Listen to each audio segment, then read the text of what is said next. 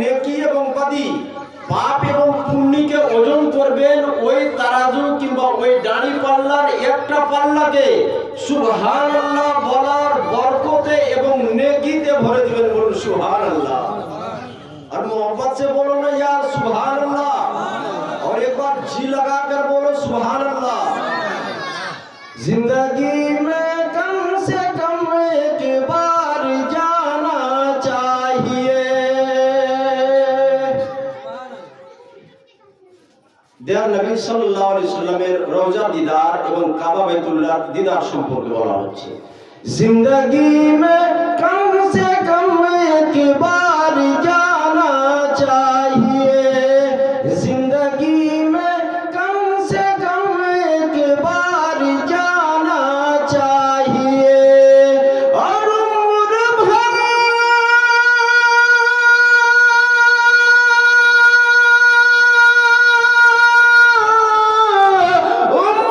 भर तैबा से फिर वापस ना आना चाहिए, जिंदगी में कम से कम एक बार जाना चाहिए। আমরা মুসলমান ইসলামে দীক্ষিত হয়ে নিজেকে ঈমানদার এবং মুসলমান বলে দাবি করি। যতই সাই সম্পত্তি আপনার থাকুক না কেন, যদি জীবনে একবার আল্লাহর কাবা বাইতুল্লাহ যদি দিদার না করতে পারলেন কিংবা নবী আলাইহিস সালামের রওজা দিদার না করতে পারলেন, তাহলে কি করলেন? ওটাই কবি নিজ কবিতার ছলে এবং পয়েমের মাধ্যমে প্রকাশ দিচ্ছে। নবী আলাইহিস সালামের হাদিস উল্লেখিত রয়েছে, নবী সাল্লাল্লাহু আলাইহি সাল্লাম বলেন, মান যারা তুরবাতি ওয়াজাবাত লাহু শাফাআতি। দুর্ভাগ্যবান ওই ব্যক্তি যে হজ্জে বাইতুল্লাহর জন্য গেল, আল্লাহর ঘর কাবার জিয়ারতের জন্য গেল, হজের জন্য গেল, আর নবী আলাইহিস সালামের মাজার শরীফের জিয়ারত করলো না। নবী আলাইহিস সালামের ডিক্লিয়ারলি রিয়াল পারফেক্ট অরিজিনাল হাদিস রয়েছে। নবী আলাইহিস সালাম বলেন, মান যারা তুরবাতি ওয়াজাবাত লাহু শাফাআতি। যে হে মুসলমান, যেই ব্যক্তি আমার কবরের জিয়ারত করলো, আমার মাজারের জিয়ারত করে নিল, দিদার এবং দর্শন করে নিল, নবী বলেন ওয়াজাবাত লাহু শাফাআতি। নবী আলাইহিস সালাম বলছেন যে কাল কিয়ামতের মাঠে আল্লাহর কাছে সুপারিশ করে দিয়ে জান্নাতে ঢুকিয়ে দেওয়া আমি নবীর প্রতি হচ্ছে ওয়াজিব। ছাড়বেন? কত দুর্ভাগ্য! তবে অতি ভাগ্যবান ওই ব্যক্তি যে জিয়ারতে বাইতুল্লাহ কাবা শরীফের জিয়ারতের জন্য গেল, হজের জন্য গেল, হজ্জে বাইতুল্লাহও করলো এবং তার সাথে সাথে নবী আলাইহিস সালামের রওজা মুবারকের জিয়ারতও করলো। শায়র ইসলাম নিজ শায়রিতে দ্বিতীয় ছেদে বলছেন যে দে গয়ে হ্যায় বেসবাব উম্মত কো আহলে কারবালা। এটা আমরা সকলেই শুনেছি যে কারবালার প্রান্ত কি মারাত্মক এবং ডেঞ্জার প্রান্ত ছিল। ওই মুহূর্তটাকে ডিক্লেয়ার দেওয়া হচ্ছে, দে গয়ে হ্যায় বেসবাব উম্মত কো আহলে কারবালা, দে গয়ে হ্যায় বেসবাব উম্মত কো আহলে কারবালা, और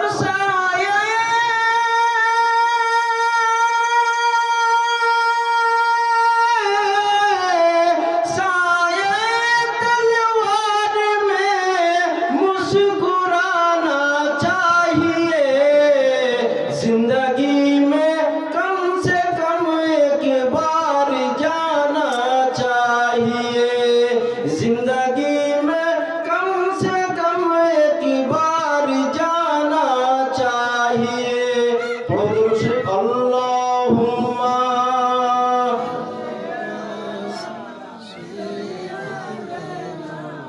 मौलाना मोहम्मद वाला मौलाना मोहम्मद সাল্লাল্লাহু আলাইহি সাল্লাম। আমার নীতি রয়েছে যে যেখানে যে মুহূর্তেতে থাকি এবং কোনো আলোচনা থাকে, তো সদা সর্বদা আমার চেষ্টা থাকে যে প্রতিটা বাক্য যাতে প্রুফ, প্রোফাইল এবং ফুল ডকুমেন্টের সাথে যাতে আলোচনা হয়। এতে আমার উদ্দেশ্য থাকে যদি আমার কোনো মুমিন মুমিনাত জান্নাতি ভাই বোন কিংবা কোনো বাবা এবং মা যান যদি ওনার মনে কোনো আকাঙ্ক্ষা কিংবা প্রশ্ন থাকে, সে প্রশ্নের উত্তরটাও যাতে পেয়ে যায়। প্রথম নম্বর প্রশ্ন হচ্ছে যে আমরা দরুদ শরীফ পাঠ করলাম কেন? সব থেকে বৃহত্তম মানের দলিল হচ্ছে আল্লাহর পবিত্র কোরআন বলছে যে ইন্নাল্লাহা ওয়া মালাইকাতাহু ইউসাল্লুনা আলান নবী, যে নিশ্চয় মহান আল্লাহ এবং আল্লাহর ফেরেশতা মণ্ডলীগণ নবীর প্রতি দরুদ শরীফ পাঠ করেন। ইয়া আইয়ুহাল্লাযীনা আমানু, অতএব হে ঈমানদার ব্যক্তি, সাল্লু আলাইহি, তোমরাও নবীর উপরে দরুদ পড়ো, ওয়া সাল্লিমু তাসলিমা, এবং নবীর উপরে খুব বেশি বেশি করে সালাম পড়ো, সালাম পাঠাও। আচ্ছা বলেন বাবা জীবন, আল্লাহর পবিত্র কোরআন এর থেকেও বড় কোনো বই আছে? আর এর থেকে দলিলের কোনো বইয়ের প্রয়োজন আছে? আল্লাহর কোরআন ডিক্লেয়ার দিচ্ছে যে মহান আল্লাহ নিজে এবং ফেরেশতাগণ নবীর প্রতি দরুদ পড়েন। তো অতএব হে মুসলমান, আল্লাহ বলছেন যে হে মুসলমান, যখন আল্লাহ এবং আল্লাহর ফেরেশতা নবীর উপরে দরুদ পড়ে, তোমরাও দরুদ পড়ো নবীর প্রতি। এই আয়াত থেকে, আল্লাহর এই কোরআনের অংশ থেকে আমরা বুঝতে পারলাম যে নবীর প্রতি দরুদ শরীফ পাঠ করা হচ্ছে স্বয়ং আল্লাহর কাজ এবং ফেরেশতা মণ্ডলীদের কাজ। আর এটা তো গোটা বিশ্ব জানে যে যে কাজ এবং কর্ম মহান আল্লাহর হবে, ওই কাজই তো হচ্ছে গোটা বিশ্বের শ্রেষ্ঠতম কাজ। যে কাজ স্বয়ং ফেরেশতাদের হবে, ওই কাজই তো হচ্ছে নিখুঁত এবং গোটা বিশ্বের শ্রেষ্ঠতম কাজ। আসুন এই আয়াতের ব্যাখ্যাতে যাই। এর ব্যাখ্যাতে তাফসীর জগতে মারাত্মক এবং খ্যাতনামা বই, সে বইটার নাম হচ্ছে তাফসীরে সাবি লিল জালালাইন।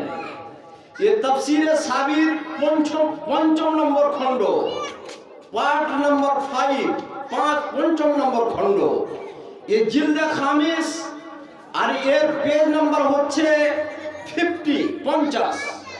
আর এই পঞ্চম নম্বর খণ্ডের পেজ নম্বর কিংবা পৃষ্ঠা নম্বর 50-এর লাইন নম্বর গালিবান 32, 33, 34 এইরকম কয়েক লাইনে একটা বিশাল ব্যাখ্যা দেওয়া হয়েছে। ওতে বলা হয়েছে দরুদ শরীফ বলে কাকে। শুনেছেন বহু আলোচনা, কিন্তু প্রশ্ন হচ্ছে দরুদ পড়েন, কিন্তু দরুদ বলে কাকে এবং কোন শব্দগুলোকে দরুদ বলবো আমরা, এবং দরুদের ফজিলত কি, সম্মান কি। মহান আল্লাহ পাক রব্বুল ইজ্জতের পবিত্র গ্রন্থের এই আয়াত যে ইন্নাল্লাহা ওয়া মালাইকাতাহু ইউসাল্লুনা আলান নবী, এর ব্যাখ্যাতে সাহেবে তাফসীরে সাবি নিজ ব্যাখ্যায় উনি ব্যাখ্যা দিচ্ছেন এই বলে, এবং ডিটেইলস এবং বিস্তার দিচ্ছেন এই বলে দিয়ে যে কোনো একটা শব্দ, ওই শব্দতে যদি সালাত এবং সালাম যুক্ত করে দেন আপনি বাংলাতেই বলেন, আর যদি বলে দেন এই ভাষা কিংবা এইরকম ধরনের ভাষা যে আমি নবীর উপরে সালাত এবং সালাম প্রেরণ করলাম, পাঠালাম, পড়ে দিলাম, তো সালাত এবং সালাম যদি আপনার ভাষাতে যোগ হয়ে যায়, তাতে যেই ভাষাই হোক না কেন, আল্লামা সাবি রাদিয়াল্লাহু রাহমাতুল্লাহি আলাইহি ডিক্লেয়ার দিচ্ছেন তাফসীরে সাবির পঞ্চম খণ্ডর পৃষ্ঠা নম্বর 50-এর লাইন নম্বর 32-33-এ যে আপনার ওই শব্দটা একটা দরুদ হয়ে গেল। বলুন সুবহানাল্লাহ। আজ থেকে আমরা বুঝতে পারলাম যে আমরা বাংলাতে চাইলেও সালাত এবং সালাম শব্দটা বলে দিয়ে নবীর প্রতি দরুদ পাঠ করতে পারবো। সবথেকে বড় এবং ডেঞ্জার শব্দ যেটা এই দরুদ পারপাসে, যে কোনো একটা জিনিস জানার জন্য, কোনো একটা জিনিস করার জন্য, কোনো একটা স্থান পর্যন্ত পৌঁছানোর জন্য একটা মাস্টার চাই, একটা গাইড লাগে, একটা পথ প্রদর্শক চাই, একজন মুর্শিদ চাই। আমি এখান থেকে ওমরপুর যাব, ওমরপুর চিনিই নাই, কি করে যাব, কোনো রাস্তা নাই, it is impossible for anyway. কারো দ্বারা এটা অসম্ভব, হতেই পারে না যে ওমরপুর পৌঁছে যাবে। না তো এরকমই হবে যে একটা কানা যেছে আর কানাকে বলছে যে দেখবি, বলে কি দেখবি বল, কি দেখাবি বল, বলে আমি একটা হাইকোর্ট দেখাচ্ছি, আমাদের এলাকার হাইকোর্ট, আমাদের এলাকার হাইকোর্ট এখানে আছে, কিংবা বলে যে মুর্শিদাবাদের হাইকোর্ট এখানে আছে। যে একটা মনে করেন যে বড় লোকের কি ছোট লোকের গভীর ঘর আছে, যে ওখানে গরুগুলো ফোঁস করছে, যে বলছে এরে দেখ, এবার তোকে হাইকোর্টের কাছে নিয়ে চলে এসেছি, বলে হাইকোর্ট মানে? বলে হ্যাঁ এটা হাইকোর্ট। বলে যে ফোঁস পাস করছে, বলে উকিল জজ সবাই রেগে গেছে, সব ফোঁস পাস করছে। ওই রকম দশা হয়ে যাবে। বলে উদ্দেশ্য হচ্ছে পথ প্রদর্শক চাই, মুর্শিদ চাই, গাইডার চাই, কোন একটা স্থানে যাওয়ার জন্য, কোনো কিছু পাওয়ার জন্য। আল্লামা সাহাবী রাহমাতুল্লাহ আলাইহি তাফসীরে সাহাবীর পঞ্চম খণ্ডের পৃষ্ঠা নম্বর 50-এর মধ্যে ডিক্লিয়ার দিচ্ছেন এই বলে দিয়ে যে গোটা দুনিয়ার মধ্যে কোনো একজন মুসলমান কিংবা গোটা বিশ্বের মুসলমান এবং খাস করে শুনো সাদিকপুরের জান্নাতি মুসলমান যদি আল্লাহ অবধি যদি পৌঁছানোর নিয়ত থাকে, আল্লাহ অবধি পৌঁছাতে পারছো না, আল্লামা সাহাবী বলছেন সকাল সন্ধ্যা রাত্রি দুপুর নবীর উপরে দরুদ পাঠ করো, আল্লাহ পর্যন্ত পৌঁছে যাবে। আর কি নেবেন? ডিক্লিয়ার দিয়ে দিলেন আল্লামা সাহাবী রাহমাতুল্লাহ আলাইহি যে যদি নবীর উপরে দরুদ পাঠ করা যায় তাহলে কোনো গাইডারের দরকার নাই, কোন শিক্ষক ওস্তাদ, কোন মুর্শিদের দরকার নাই। আপনি যান তাফসীরে সাহাবী ৫ম খণ্ড পৃষ্ঠা নম্বর 50 খুলুন আর দেখুন যে আপনি ডাইরেক্ট আল্লাহ পর্যন্ত পৌঁছে যাবেন। বলুন সুবহানাল্লাহ। আলোচনা হাদিসে নববী এবং দরুদ ও সালাম, দরুদ সম্পর্কে আমরা কিছু দলিল পেলাম। তাতেও যদি সন্দেহ থাকে আরো দুই একটা বাক্যে হাদিস শুনিয়ে দিচ্ছি। সেটা হচ্ছে নবী আলাইহিস সালাম বলেন যে নবী আলাইহিস সালামের হাদিস রয়েছে যে মান সাল্লা আলাইহি ওয়াহিদাতান সাল্লাল্লাহু আলাইহি আশরা মাররা, কোন একজন মানুষ যদি নবীর উপরে একবার দরুদ শরীফ পাঠ করে তাহলে আল্লাহ পাক রব্বুল ইজ্জত সে ব্যক্তির উপরে 10টি রহমত বর্ষিত করবেন। আমরা যখন বিপদে পড়ে যাই ওই টাইমে একটাই রহমতের জন্য ছটপটি লেগে যায় আমাদের মধ্যে যে আল্লাহর একটা রহমত যদি চলে আসে আমার উপর থেকে, এই বিপদটা যদি সরে যায়, কত লালায়িত হয়ে থাকি। মহান আল্লাহ পাক রব্বুল ইজ্জতের নবী বলছেন যদি কোন মুসলমান নবীর উপরে একবার দরুদ শরীফ পাঠ করে আল্লাহ পাক রব্বুল ইজ্জত ওই ব্যক্তির উপরে 10টি রহমত বর্ষিত করবেন। দ্বিতীয় স্থানে নবী আলাইহিস সালাম বলেন ওয়ামান সাল্লা আলাইহি ওয়াহিদা সাল্লাল্লাহু আলাইহি 70 মাররা ওয়া হুত্তাতাহু 70 খাতিয়াত ওয়া রফিয়াত লাহু 70 দারাজাত। মহান রাসূল সাল্লাল্লাহু আলাইহি সাল্লাম বলেন যদি কোন মুসলমান নবীর উপরে একবার দরুদ শরীফ পাঠ করে তাহলে আল্লাহ পাক রব্বুল ইজ্জত ওই ব্যক্তির উপরে 70টি রহমত বর্ষিত করেন। বলুন সুবহানাল্লাহ। 70টি রহমত বর্ষিত করেন, 70টি গুনাহকে মুছে দেন এবং 70টা মান মর্যাদা এবং সম্মানকে বাড়িয়ে দেন। এ হচ্ছে দরুদের ফজিলত। আরো হাদিসের গাদা আছে, মূল ম্যাটারের দিকে যাচ্ছি। আয়াতে কারিমা পাঠ করেছিলাম। মহান আল্লাহ পাক রব্বুল ইজ্জত বলেন যে ওয়ালা তাকুল্লাহুমা উফিন ওয়ালা তানহারহুমা, যে হে মুসলমান তোমরা নিজের মা এবং বাবাকে উফ পর্যন্ত বলো না, ওয়ালা তানহারহুমা এবং তাদের ধুৎকার মারো না। এই আয়াতকে লক্ষ্য রেখে দিয়ে পরিস্থিতি অনুসারে একটি হাদিস রাসূলুল্লাহ সাল্লাল্লাহু আলাইহি ওয়াসাল্লাম ডিক্লিয়ার দেন। এই হাদিসকে লিপিবদ্ধ করেন সাহেবে তাফসীরে রুহুল বায়ান, নিজ কিতাব এবং নিজ বই এবং নিজ পুস্তক। বইয়ের নাম হচ্ছে তাফসীরে রুহুল বায়ান, প্রথম খণ্ড, পেজ নাম্বার 103, 103, পহেলা পারা, প্রথম পারা, फिर तफसीर सूरतिल बकरा। काला अलैहिस्सलाम अन्नज़रु इला वजहिल वालिद इबादतुन। মহান রাসূল সাল্লাল্লাহু আলাইহি সাল্লাম বলেন যে হে মুসলমান যদি তোমাদের পিতামাতা জিন্দা এবং জীবিত আছেন তাদের একবার দিদার এবং দর্শন করিও, একবার মোলাকাত করে তাদের চেহারাটা দেখে নিও, কারণ দিদার এবং দর্শন করা হচ্ছে এটা একটা ইবাদত। তাই লক্ষ্য রাখবেন যতক্ষণ পর্যন্ত মা বাবা জীবিত রয়েছেন তাদের দিদার এবং দর্শন করুন আর নেকি পান। হাদিসের গাদা লাগা আছে এবং এ পারপাসে আপনার এলাকায় আলোচনা হচ্ছে দ্বিতীয়ত স্থানের দিকে এবং হাদিসের দ্বিতীয় পৃষ্ঠে যাচ্ছি। রাসূলুল্লাহ আলাইহিস সালামের সম্মুখীন আবার আলোচনার মাধ্যমে প্রশ্ন এবং এরকম ভাবে হাদিস ডিক্লিয়ার হয়। এই হাদিসটাকে কিংবা বাস্তবে এটা প্রশ্ন যে ইয়া রাসূলুল্লাহ আলাইহিস সালাম যদি আমরা পিতা কিংবা মাতা, মা কিংবা বাবা কিংবা উভয়েরই দিদার এবং দর্শন করি, তাদের চেহারা জিয়ারত করি, তাহলে কি মর্যাদা পাবো? না নবী করিম আলাইহিস সালাম বলেন, মিশকাত শরীফ দ্বিতীয় খণ্ড আর দ্বিতীয় খণ্ডের পেজ নাম্বার 421 আর পৃষ্ঠা নাম্বার 421 এর লাইন নাম্বার গালিবান 21, 22, 23 নবী আলাইহিস সালাম বলেন, মা মিন ওয়ালাদিন বারিন ইয়ানজুরু ইলা ওয়ালিদাই নাযরাতা রাহমাতিন ইল্লা কাতাবাল্লাহু লাহু বিকুল্লি নাযরাতিন হাজ্জাতাম মাবরুরা।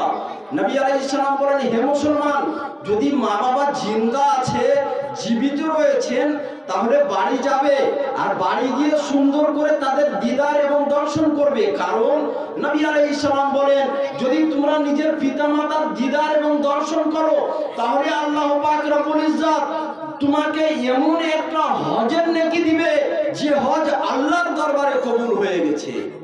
মুসলমান, কোনদিন এর শব্দ বেরে নিয়ে আনবেন না যে আমার মা এরকম, আমার বাবা এরকম। হাদিসের মধ্যে ডিক্লিয়ারলি আছে, ক্লিয়ার ভাবে দেওয়া আছে। নবী আলাইহিস সালাম এক মুহূর্তে বলেন, যখন মা এবং বাবার মর্যাদা বয়ান করতে লাগা হলো, সে মুহূর্তে নবী আলাইহিস সালাম ডিক্লিয়ার দিলেন যে ওয়াইন জানা ওয়াইন সারাকা, যে হে মুসলমান, মা এবং বাবার মাধ্যমে যদি জিনা এবং চুরি এইরকম ধরনের কাজ হয়ে যায়, তাতেও তোমরা নিজ নিজ মা এবং বাবাকে সম্মান দেওয়ার চেষ্টা করো। তো ব্রাদারানে মিল্লাত ইসলামিয়া বক্তা এসে উপস্থিত হয়ে গেছেন। মূল দুই একটা শব্দ আছে, ওটা আপনাদের সামনে রেখে দিয়ে আলোচনাকে ইতি করে দিচ্ছি। মূল কয়েকটি শব্দ, ওর মধ্যে একটা শব্দ হচ্ছে যে আজ আমরা কবর দিই, কোনো একজন ব্যক্তি যদি ইন্তেকাল করে থাকেন, কবর দিলাম, কবর দেওয়ার সাথে সাথে এ আজান, আজানের প্রয়োজন কি? আজান কেন? নবী কি আজান দিয়েছিলেন? এ হচ্ছে মূল প্রশ্ন। আসুন হাদিস করি। নবী আলাইহিস সালামের হাদিস, নবী করিম সাল্লাল্লাহু তাআলা আলাইহি ওয়াসাল্লাম বলেন, ইদা আযানাল মুয়াজ্জিন আদবারা শায়তান। নবী করিম সাল্লাল্লাহু তাআলা আলাইহি ওয়াসাল্লাম বলেন যে হে বিশ্ববাসীরা শুনো, হে মুসলিম সমাজ শুনো, যখনই আজান দেওয়া হয়, সে মুহূর্তে আজানের ডাক শুনে দিয়ে শয়তান 70 মিল দূর পর্যন্ত ছুটে পালিয়ে যায়। মুসলমান, 70 মিল দূর যদি শয়তান আজানের শব্দ যদি শুনে দিয়ে ছুটে পালায়, এই মুহূর্তে যে মুহূর্ত হচ্ছে কবরে মুর্দাকে রেখে দিলাম, তারপরে আমরা কবরস্থানে যে আজান দিলাম, ওখানে কি শয়তান পালাবে না? এটা কি নবী বলেছেন? নবী আলাইহিস সালাম সাধারণভাবে বললেন যে যেখানে যখনই আজান দেওয়া হবে, শয়তান 70 মিল দূর ছুটে পালাবে। এবার যখন কবরস্থানে আজান দেওয়া হবে ওই মুর্দা ব্যক্তির নিকটে, তখনও শয়তান যে কবরে ধোঁকা দেওয়ার জন্য ঢুকে, এটা তো শুনেছেন, তখনও শয়তান ছুটে পালাবে। আর যেমনই শয়তান ছুটে পালাবে, সাথে সাথে আমার ওই মুর্দা ব্যক্তি, মুর্দা ভাই কিংবা বোন, মা কিংবা বাবা, ওই শয়তান যখন পালিয়ে গেছে, নাকিরাইন অর্থাৎ মুনকার নাকির প্রশ্ন করবে, সমস্ত প্রশ্নের উত্তর দিয়ে দিবে। আর আমার ওই মুমিন মুমিনাত ভাই কিংবা বোন, মা কিংবা বাবা, ওই ফাঁকে ফাঁকে প্রশ্নের উত্তর দিয়ে দিবে, আর জান্নাতের অধিকার হয়ে যাবে। কেন দিব না? অবশ্যই আজান দিব। দ্বিতীয়ত কারণ হচ্ছে নবী আলাইহিস সালামের হাদিস। নবী আলাইহিস সালাম বলেন যে লাক্কিনু মাউতাকুম লা ইলাহা ইল্লাল্লাহ। নবী আলাইহিস সালাম বলেন যে হে মুসলমান, তোমরা তোমাদের মুর্দা ব্যক্তিদেরকে লা ইলাহা ইল্লাল্লাহ শিখাও, লা ইলাহা ইল্লাল্লাহ তালকিন করো। কি করবেন? নবী আলাইহিস সালাম তো নিজে বললেন। সে সূত্রে যখন কবরে রেখে দেওয়া হবে, মুয়াজ্জিন আজান দিবে, তো আজানে কি লা ইলাহা ইল্লাল্লাহ নাই? নিঃসন্দেহে আছে। আর যখন নিঃসন্দেহে আছে, আমরা যে ওই মুর্দার কাছে যে মরেনি, এখন জীবিতই আছে, মরবো হয়ে আছে, আমরা করি কি? বলে পড়ো লা ইলাহা ইল্লাল্লাহ, বলো আল্লাহ একজন আছে, বলো মুহাম্মদ নবী ছিলেন, এগুলো বলে থাকি। এগুলো কাকে বললাম? আমরা জিন্দা ব্যক্তিকে বললাম। কিন্তু নবী বলছেন যে লাক্কিনু মাউতাকুম লা ইলাহা ইল্লাল্লাহ। এ মুসলমান, মুর্দাদেরকে শিখাও, মুর্দাদেরকে তালকিন করো। তো নবীর হাদিসের উপরে আমল করতে গিয়ে, এবং আমল যদি উদ্দেশ্য থাকে, তাহলে ওই আজান দিব, আর আজান দিতে গিয়ে ওই আশহাদু আল্লা ইলাহা ইল্লাল্লাহ শব্দ আসবে, মুর্দার জন্য তালকিন হয়ে যাবে, মুর্দাকে লা ইলাহা ইল্লাল্লাহ শিখিয়ে দেওয়া হবে, আর হাদিসের উপরে আমলও হয়ে যাবে, আর আমার মুর্দা ভাই প্রশ্নের উত্তরও দিবে, আর জান্নাতের অধিকারও হবে। কবরে তিনটা প্রশ্ন হয়। এক নম্বর প্রশ্ন, মান রব্বুকা, আজান কেন দেব? দুটা উত্তর হলো। তৃতীয় নম্বর উত্তর, আজান এই জন্য দিব যে কবরে প্রশ্ন করা হবে, মান রব্বুকা, হে বান্দা বলো তোমার আল্লাহকে। আমরা আজান এই জন্য দিই যে আমার মুর্দা ভাইয়ের কানে ডাক যাবে, আল্লাহু আকবার আল্লাহু আকবার বলে আজানের ডাক আমার মুর্দা ভাই বুঝতে পারবে এবং বুঝে নিবে যে আরে আমি তো মরার ভয়ে, মরার আতঙ্কে ভুলে গেছিলাম আল্লাহকে, আর আইয়ে কি আর কিছু আল্লাহু আকবার শুনে দিয়ে আল্লাহ শব্দটা মনে আসবে। প্রথম প্রশ্নের উত্তর মনে হয়ে যাবে আর উত্তর দিয়ে দিবে। দ্বিতীয়ত ডাক হবে এবং তৃতীয়ত প্রশ্ন হবে। সে প্রশ্ন কি? মা দিনকা, তোমার ধর্ম কি? সে বলবে এবং ভাববে। ওই টাইমে যখন আজান শুনবে, কবরে গিয়ে কবরের পাশে যখন আজান হবে, আজানের ডাক শুনবে, আশহাদু আল্লা ইলাহা ইল্লাল্লাহ, তখনই বলবে যে আরে এই তো আমি দুনিয়াতে লা ইলাহা ইল্লাল্লাহ পড়ে মুসলমান হয়েছিলাম। এ শব্দ শুনে দিয়ে এর দ্বিতীয় প্রশ্নের উত্তর দিয়ে দেবে আর এটাতেও পাস হয়ে যাবে। তৃতীয় প্রশ্ন হবে, মা তাকুলু ফি হাক্কি হাযার রাজুল, এ বান্দা বলো এই যে ইনি রয়েছেন ইনার ব্যাপারে কি বলছো? ইনি যে নবী মুহাম্মদ উপস্থিত রয়েছেন কি বলছো বলো। তখনই সে মুহূর্তে যে আজান দেওয়া হলো কবরস্থানে মুর্দা ব্যক্তির নিকটে, আর ওই টাইমে প্রশ্ন হবে, আজানে ডাক হবে, আশহাদু আল্লা ইলাহা ইল্লাল্লাহ, আমার মুর্দা ভাই বোন মা বাবা উত্তর শুনে নিবে আর উত্তরও মনে হয়ে যাবে।